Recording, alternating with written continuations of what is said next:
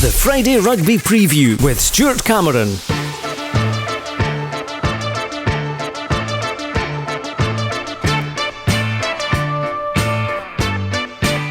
Hello and welcome to the Friday Rugby Preview. Robin Purdie joining me as usual. It's a big weekend.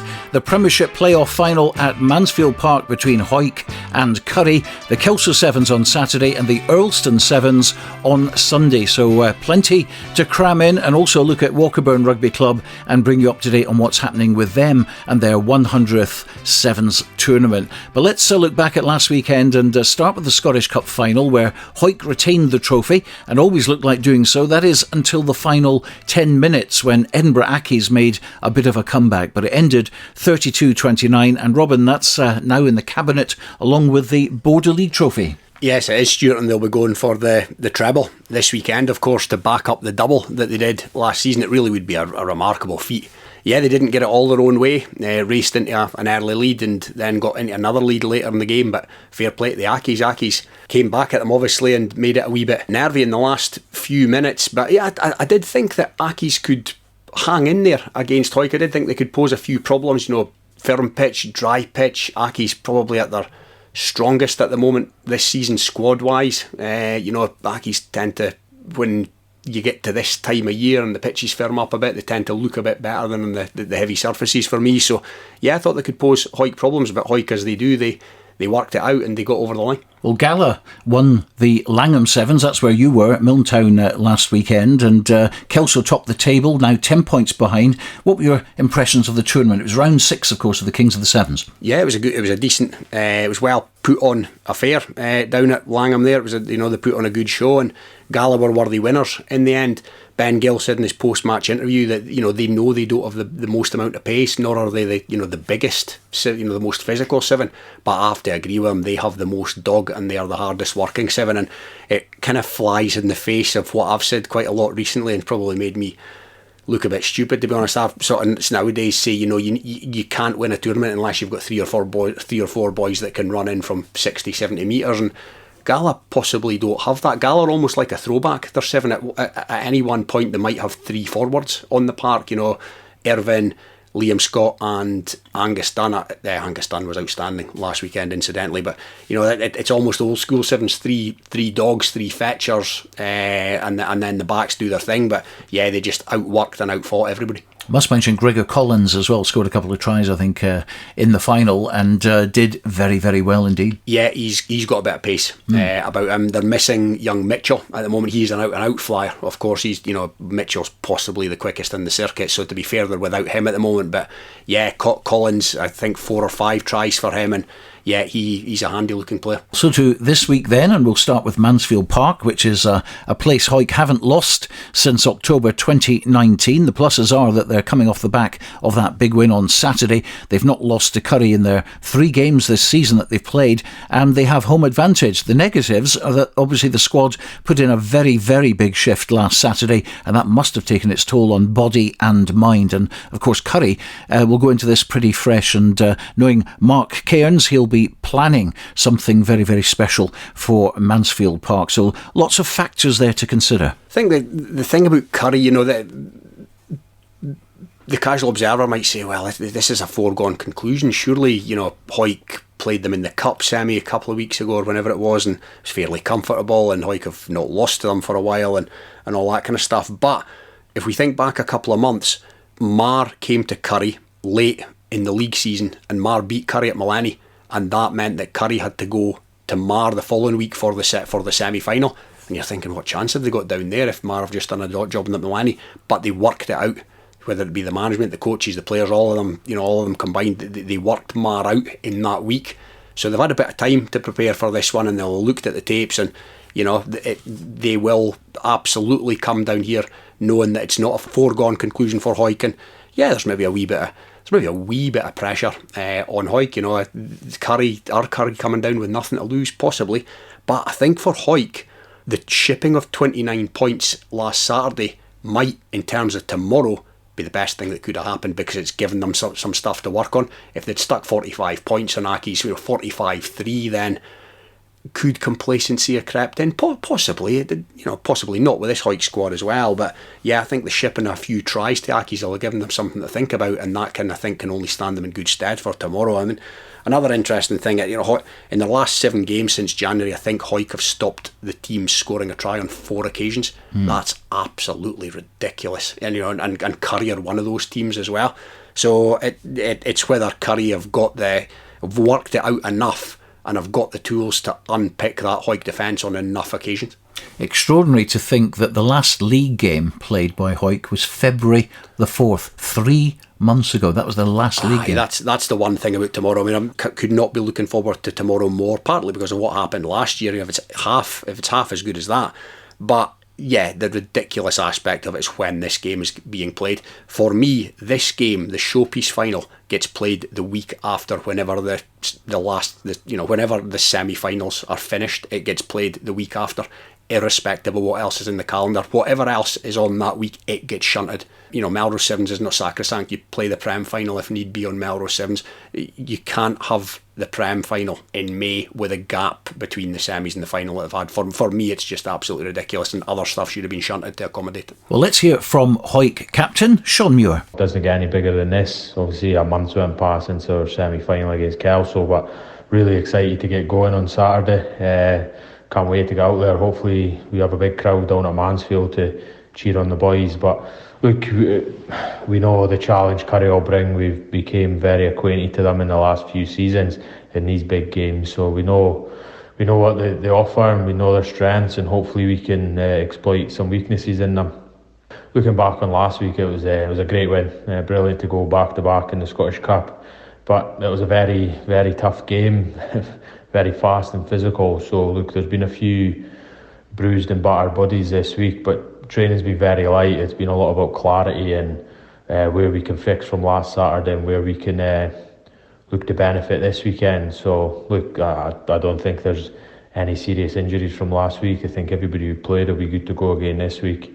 And like I say, we're massively excited to get out there. It doesn't come any bigger than this, and excited for the challenge come 2 p.m. and hopefully we can complete a historic double-double. He's an inspiring character, that's for sure, and he's got players behind him who will give him everything. Oh, absolutely. He's the quintessential leader of men. It just appears from outside looking in that those Hoyt players, him included, would run through brick walls, and a proportion of that absolutely is down to him. And they're going to have they'll have to be somewhere close to their best again, because Curry are no mugs. We all know that, but with it being Curry in the final as well, that's a good thing from a showpiece point of view, because there's a bit of a rivalry developed in recent times between these two clubs, and I don't think there's a great deal of love lost at times. There's been ding-dongs. There was the final last year, there was the frozen pitch debacle earlier this season, all that kind of stuff, and yeah, I think it couldn't make for a better final, it being these two teams. Well, as Sean mentioned, it's a 2 o'clock kick-off. That goes without saying that we'll be bringing you live coverage on Rugby Radio of the game tomorrow, rugbyradio.co.uk. Robin will be in the commentary box as well. Well, let's move on to the Kelso Sevens, and Kelso top of the K7s table on 40 points with 4 tournaments to go. Gal are currently 10 points behind in second place with 30. Melrose have 25, Selkirk 22 and Jed Forest 15. And I think if Jed are to have any say in this, they're going to have to do the double this weekend. For everyone else, Selkirk need a win and a semi-final bare minimum to be in contention in the last 2 weeks of the competition, and the other 3 know that a good performance this weekend absolutely vital, and it's going to put them in a fantastic position to compete. Yeah, that's right. Struan and Hutchison has referred to this as moving weekend, sort of golf phrase in there, and yeah, I would be inclined to agree. If you can, as you say, string a couple of good performances or get into the latter stages, maybe win one of the tournaments this weekend, then that stands one of those 3 clubs anyway in good stead going into the last 2 rounds. I think it's probably down to a 3-horse race now, I would say. But if Selkirk go and win both these tournaments, then they'll be right in it, and they've got the personnel to do it. Looking back to Langham, there was 2 pools that were strong and 2 pools that were less strong, and Selkirk lost by a couple of points to Kelso again. And if Selkirk had won that game, they quite conceivably could have went on and won the tournament. Same with Heriots as well. They lost narrowly to Jed. If they'd beat Jed, they could have went on and won the tournament. So it's kind of got that feel about it. But yeah, it looks almost Kelso and Gala possibly in a 2-horse race with Melrose looking to come with a wet sail towards the end. But Melrose have got a tough draw at Earlston on Sunday. Yeah, we'll come to Earlston in a second, but Kelso, they've gone for the pool system once again. Selkirk, SDU and GAC Sevens are in Pool A, SDU being, of course, the South District Union. We're not sure what players will be in that squad yet, but you would think on paper that Selkirk would be too strong for both of them. Pool B is Kelso, Watsonians and Berwick. Pool C, Gala, Heriots and Embrackis. Pool D is Melrose, Jed and Peebles. I'm looking at that, Stuart, and I think Pool C's possibly the toughest one, especially now that Accies don't have 15s commitments. Heriots have taken it seriously this year and they've got some good players. They've come down with a few frontliners, and if Accies come down tomorrow with the Robbie Kents of this world and whatnot, then they could be dark horses, and we all know what Gala have got. So I'd fancy Selkirk and Kelso to progress from the first two pools. Pool C is anybody's, to be honest, and Pool D, Melrose and Jed. People struggled for numbers last weekend at Langham. Hopefully they'll have the full quota this weekend. Well, at last, Selkirk would be delighted that they've been kept apart from Kelso. I think that's 3 losses, all by a score. Yeah. Very, very close. So that's their bogey team. But Kelso, their bogey team, Jed Forest, have beaten them twice. Yeah, that's right. And I think 4 or 5 of the teams at what you'd call the top of the pyramid, if you like, can all beat each other on their day, and a lot of it is just luck, particularly in the pools. It's just literally luck of the draw. Well, Pool C strong. Gala have shown enough so far to progress, I think, and then, as I say, you have that Mel and Jed in Pool D, and again on form they should both be too strong for Peebles. It's likely to come down to their head-to-head game, I think, which is actually the first game in the pool. Whoever wins that probably will progress. You'd have to think, and so a lot of it will come down to personnel this weekend as well. Dwayne Patterson came off for Kelso. Whether he's fit or not will remain to be seen this weekend. So yeah, it could come down to who comes with the likes of Edinbrackies, who comes with Heriots. Is Dwayne Patterson injured? Will he feature for Kelso? Because we know Kelso are going to be missing Murray Woodcock for the remainder of the tournaments, and that's a big blow. And will Jed have the young twins, and who will Melrose have in the ranks? As I get to this time of season, and some guys have other commitments some of the weekends, and there's weddings and all that kind of stuff, so it can come down to who's available personnel wise on the day as well. Well, let's move on to Earlston on the Sunday. That's a knockout competition, and the intriguing prospect of the home club facing off against the Old Stars, which is effectively the Scotland Sevens squad from 7 years ago. Let's hear a chat that I had with Scott White, who captained the side at Twickenham when Scotland won a World Series leg for the very first time. Scott, a lot of people are quite surprised you're going back on the pitch again. Daft, you may say, Stuart. Daft.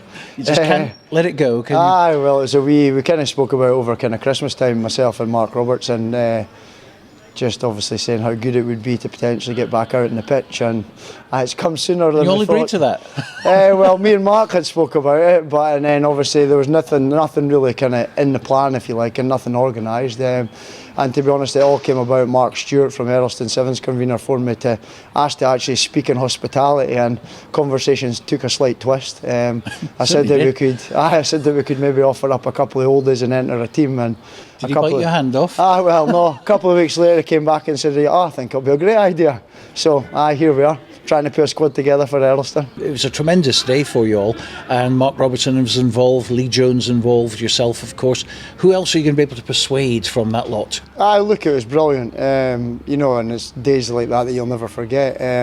So there's the 3 of us that are obviously confirmed, and there's another few boys confirmed behind that. So Scott Riddle, James Johnston and James Fleming will take part in it. So that's us up to 6, and then we're kind of still, the last 4, there's obviously a couple of boys there in terms of in the mix and stuff, but not fully 100% yet. So there is a reserve list, and there's obviously a couple of things, just obviously there's still a few boys potentially playing as well that were involved in that day as well. So we're just making sure that everybody's going to be available, but the 6 of us we're in.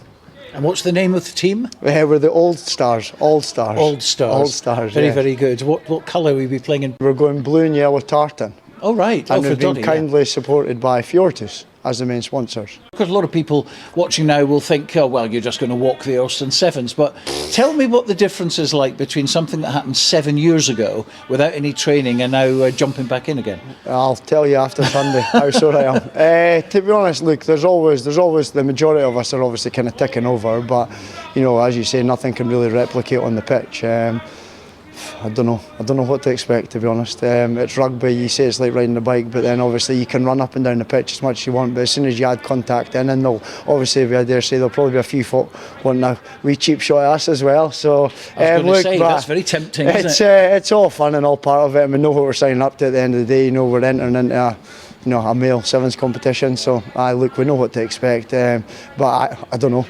Hopefully we manage to survive. It might be one game, it might be 2 games, who knows where it goes. But I know one thing is, I mean, from obviously working with you at the Coast to Coast thing for the Doddy Weir Foundation and everything else, that was a fantastic event, and you really, put a lot of work into that behind the scenes.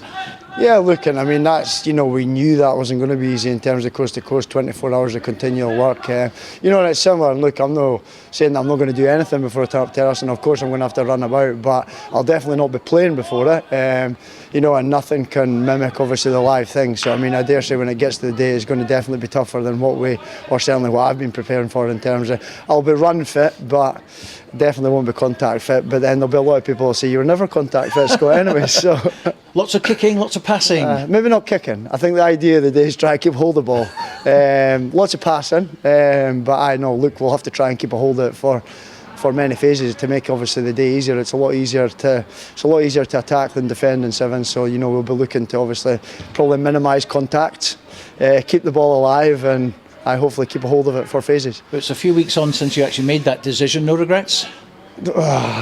Well, time will tell. He's smiling now, but will he be smiling on Sunday? Be sore, that's for sure. Oh, there will be a few sore bodies, but in saying that, you look at the squad that's been assembled. Most of them have stopped playing, but I see some of those boys from time to time. Scott Riddle, Jimmy Johnson, Lee Jones looks great. Oh, that's it. And I had a coffee with James Johnson 2-3 weeks ago, and he looks like he could do a job still, no problem at all. And we all know Whitey keeps himself fit, and then you've got Mark Robertson. I mean, Mark Robertson probably is one of the fittest guys in the region. He's the strength and conditioning. He runs strength and conditioning at Edinburgh Rugby, so they absolutely will be there to do a job. Scott's a winner. It's all fun and all that kind of stuff, but they absolutely will go absolutely full cock to win this. There's no doubt about that. Whether they can, it'll be interesting, because on paper you think, well, they'll romp it, but you'd fancy them to beat Earlston. No disrespect to Earlston. They then, I think, will probably play Edinburgh Accies. Depends who Accies bring, but yeah, you fancy them against them as well. Gala, Selkirk or Jed will be a proposition if they make the semis. Will they can outwork Gala if Gala get through? But then you look at the bottom half of the draw and you look at who potentially they would meet in the final. Durham Uni are there. Now, if Durham Uni bring who they brought to Melrose Sevens, then they would be hard to see off in the final. So I do expect it to be an All Stars v Durham final, and then it's a toss of a coin. But Durham will be a tough nut to crack if they bring some of the frontliners. Okay, quick fire predictions then. Gala versus Boroughmuir in Taiwan. I just want a name. Gala. Selkirk v Jed. Selkirk. I'd go for Jed. Berwick v Edinburgh Accies. Accies. Earlston v the Old Stars. Old Stars, yeah. GAC Sevens versus Heriots. Heriots. Kelso v Edinburgh University. Kelso. Durham University v Peebles. Durham. And Melrose Watsonians. Melrose. Yeah, so the only one we disagree on is Jed and Selkirk. Yeah, again, depends on personnel. Selkirk, I always think if Selkirk have Andrew Grant-Sutty and Ryan Cottrell in the ranks, then they're an absolute match. Possibly they maybe have a slightly more pace in the ranks across the squad than Jed, and that's probably why I would fancy Selkirk. But it's a toss of a coin, Joe. Well, I'm certainly looking forward to the Orson Sevens for many reasons, including the Old Stars, seeing Durham University and seeing how everything pans out on the Sunday after the Kelso Sevens. We'll be covering both Kelso Sevens and the Premiership Playoff Final on Saturday. We'll be on air at 1:30 for that, with the Hawick v Currie game kicking off at 2 o'clock. Then we'll be back for the closing stages of the Kelso Sevens with Andrew Fleming, Stuart McFarlane and Neil Hinnigan, part of the team at Kelso, and Robin Purdie at Hawick. Then on Sunday we'll be live from 2 o'clock at the Earlston Sevens with Robin again, Ian Hurd, Hugh Brown and Andrew Fleming. It's going to be a good weekend for sure. But before we go, a quick chat that I had with the president of Walkerburn Rugby Club, that's Gregor Skugel. You'll recall the announcement was made a couple of weeks ago that Walkerburn was sadly going to close and their 100th Sevens tournament was cancelled. Well, after that announcement was made, the club received many messages and offers of support from well-wishers in the town, in the borders and indeed all over the world. There was a U-turn, as we mentioned last week, so the Sevens will take place on Saturday, the 25th of May. But let's hear what Gregor had to say a couple of days ago. You're the last person who wants to see this club fold as you're the president. Yeah, exactly. Nobody wants to be president of a folded club, as it were. We put a lot of effort in the last couple of years to keep the place going. So for me, every last thing had to be tried before we, if it has to close, then at least we can say we've tried everything. But we really need to make an effort and give it everything we have. How tough did it get to make you put out that statement saying the whole thing's going to be closing? It's really tough. Reality is that player numbers are down, and we've had a season of guys trying their very best to get players together. They've made they spent the week before the game trying to get everybody, and it's a struggle. And when you're doing that week after week, month after month, it's really, really tough. Some guys thought we can't go on any longer. It's it's too hard. There's nobody there to to fill in next season, and where do we go from here? The decision was made, and it was an incredibly hard decision, and nobody wanted to make that. There was a lot of long faces in the change room that night. But it must have got bad for you personally and for all the people who were involved, and there weren't that many of you. You were putting in 100% and you weren't getting the support. Yeah, I mean that's the thing. It came down to maybe 3 or 4 guys that were doing everything. It's not sustainable to do that. And talk about going from a low to a high within days. This overwhelming support that came out of Walkerburn and further afield as well. It must have taken you by surprise. Yeah, it definitely did. I mean, the thing is, when you are in that situation, when there's 3 or 4 of you doing everything, you kind of think, well, that's it. There's nobody else out there. And after that statement went out, I mean, it was all the papers, all the Facebook pages, everything were full of Walkerburn Rugby closing. And everybody that is involved with rugby has some story about this place. Whether they played here, there seems to be an awful lot of people that play for different teams or all over the country that have at some point pulled on a Walkerburn shirt or played against them. The general feeling amongst most clubs we've heard from was shock that we're closing, and sadness as well that it's an old club, 140 years old in the summer, and to have to decide to close the doors was quite upsetting for quite a lot of people.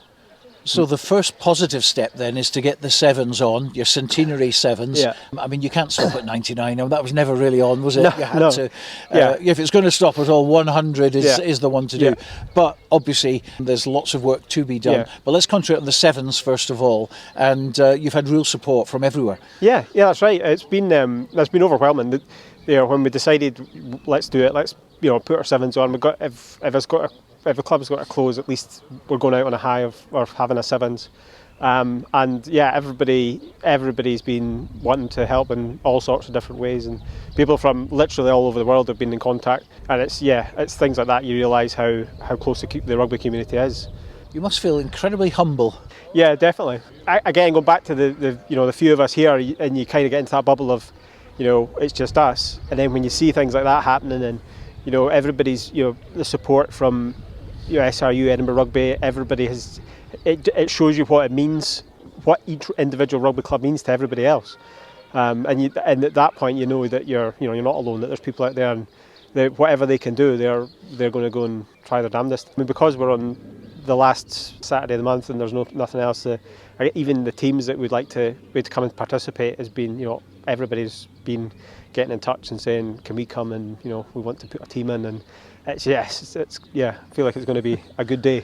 I'm pretty sure we'll have all 12 teams on the day. Yeah. And there might also be a women's competition. That's right. So we've had an outreach from the guys down at Gala, and they're wanting to hold a couple of women's games in between, possibly our semi-finals and finals. That's something we've not had before, and looking forward to having that. So what a turnaround in 2 weeks. Yeah, I know. It's hard to believe sometimes. It's just been 2 weeks. It's like there's so much been going on. A lot of people travel from Galashiels, they bypass Walkerburn and they go on to Peebles, and people from Peebles bypass Walkerburn and go to Gala. There's always been this feeling that it's such a lovely place, but we're passing through. There's nothing here to stop for, and to get rid of the rugby club would be just another nail in the coffin for the town. Yeah. And that's really important, isn't it? Yeah, it is. And we've seen what this club means to the local community. I mean, there was a lot of them came out to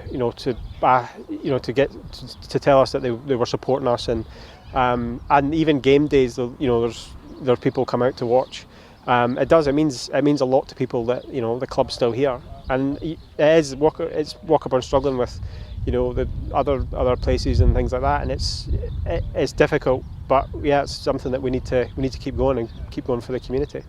I get the feeling that from now on you're going to get a lot of support behind the scenes. People who probably felt, other people have got it in hand, now realise that that's not the case, and they have to roll up the sleeves and get stuck in for a great cause. Obviously on the pitch it's a bigger challenge, getting youngsters down here.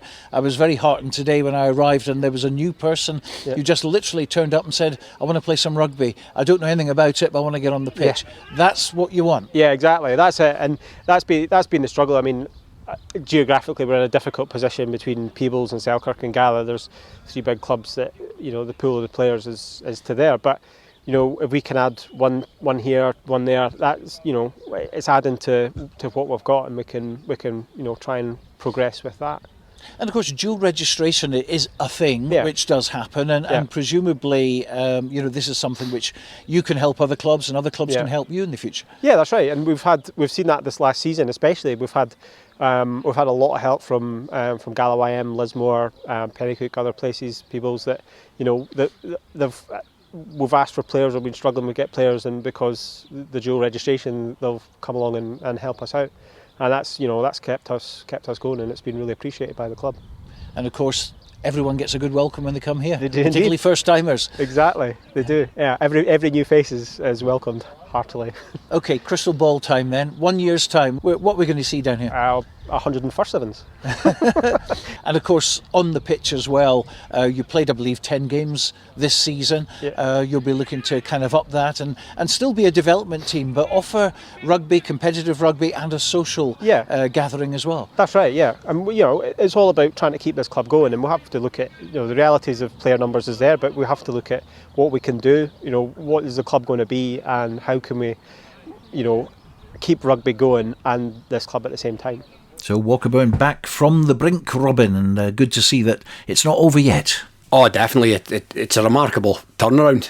The mere fact that they're even able to put this event on from where they were a couple of weeks ago. It's a great story of rallying round and support, really, and that'll be a good day down there in a few weeks' time, and it's a fitting send off, and you never know, it might just generate enough of a groundswell of support that they might start to look to the future again. Who knows? Well, let's hope so indeed. That was Gregor Skugel, of course, the president of Walkerburn, and we hope that things improve for the club, starting with their centenary playing of the Sevens, and that's on May the 25th. That's it though for today. Do join us for a feast of rugby tomorrow and Sunday on Rugby Radio, and you can recover with a bank holiday Monday as well. That's all at rugbyradio.co.uk. But for now, from Robin and me, bye for now.